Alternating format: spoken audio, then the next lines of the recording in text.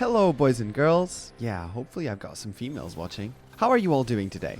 I hope you had a good Easter because I had the most amazing time, but we'll talk about that in the end. For today, the topic of the video will be analysis. More specifically, I will be teaching you not only how to analyze your own replays, but also why it's so important. And I think I will start with the why, since maybe if you're subscribed to me, you're doubting the importance of this skill. Obviously, if you search it up, then you realize how crucial it is and you want to do it better. So why would you watch your own replays? By the way, if you don't know how to do that, you go to Profile, Match History, and then if you're still in the same patch as when you play them, you can press the little down arrow icon to download and watch your replay. Watching your replays is crucial, as you might have heard so many pros talk about it, because it allows you to delve further into why things went wrong and also why things went right sometimes. Say you won a trade and you shouldn't have because the opponent was stronger. Maybe you critted twice and you only noticed that in the replay. But the opposite might also happen. Sometimes, even though you are clearly stronger, you lose the trade because the opponent had a lucky strike.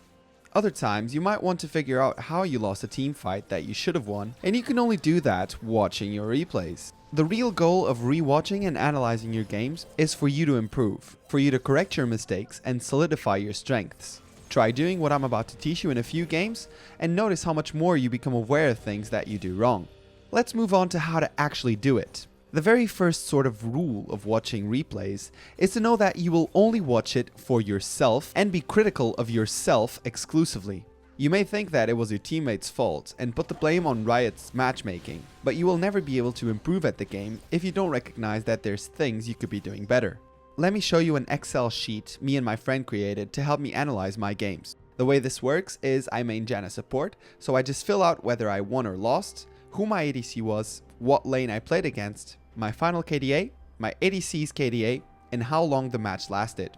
Then on the side I have a little notes table where I just write down a couple words about my performance. Games with trolls where you just can't really do much about it rather than to try to prevent them from trolling any further. But even in games where I had a pretty solid performance like 1-1-10, I still try to realize what I did wrong and could do better. Having my ADC's KDA is sort of like just to show if I was able to get my ADC fed or not. And as you can see, I haven't really been able to most of the time. But of course, this is solo queue, so you never know whether someone is going to be playing with the keyboard plugged in or with the monitor turned off. Having this record sheet not only gives me an idea of the percentages for recent games, but it also serves as a sort of pre-game analysis before you delve further into your replays. I have no problem with sharing this, but this goes only for support mains, so if you don't want to do an Excel sheet for this, then just go on Word, do a few tables, and type in what you think about the game that you just played. And after you do that, here's what you're going to look for in your replays.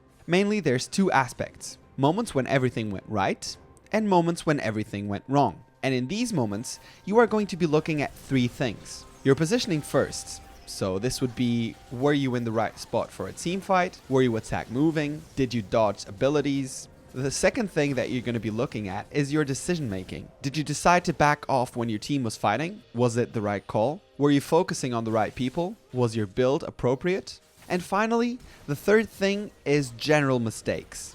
Were you caught off guard? Or were you invading without vision? Did you give away Baron? Yes, it is very easy to talk about all this stuff, but you might think that it's actually hard to rewatch a whole game and think about these things. Well, what I'm going to do now is I'm going to rewatch one of my own games right now and go through it with you so that you notice how it's done. One final thing before moving on to the analysis is that I usually take notes of what I'm watching and saying. Even if I never get a glance at them again, writing them down gets it much easier into my head. And you should probably try that too. So let's jump into the replay and let's skip to the important parts. You obviously don't have to watch the whole game, especially when it's loads of just farming. I played Wukong Jungle on Twisted Treeline this match, a map that I've actually been playing a lot of recently. And let's take a look at this first fight.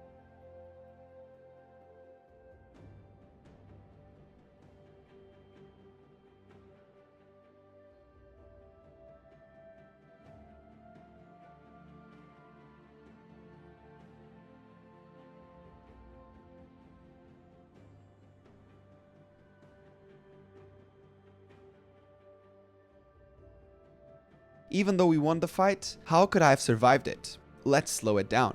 First, me fighting Warwick might not have been such a great idea. There's no way I would have won this trade this early, and now that I watched the replay, I realized that he wasn't even going to go into that bush. He was probably just gonna help bot, so I could have just waited there. Using the W this early was also pretty bad, especially since I got caught in the fear anyway. Here I was trying to dodge the skill shot charm, but I wanted the health anyway.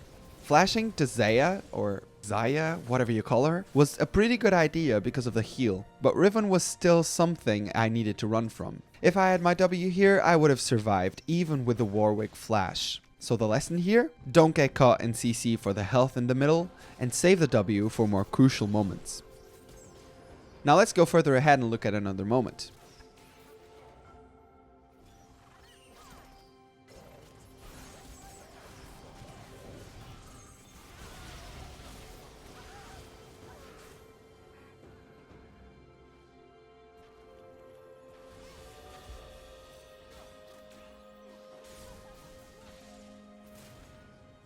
I did so many things wrong here.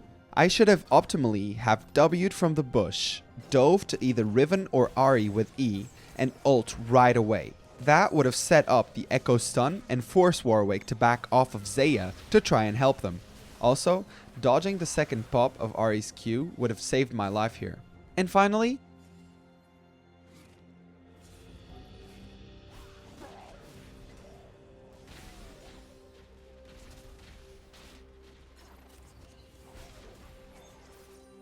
in this last moment, everything could have gone so much smoother if I simply ultied right after my EQ combo. So that's something to note as well.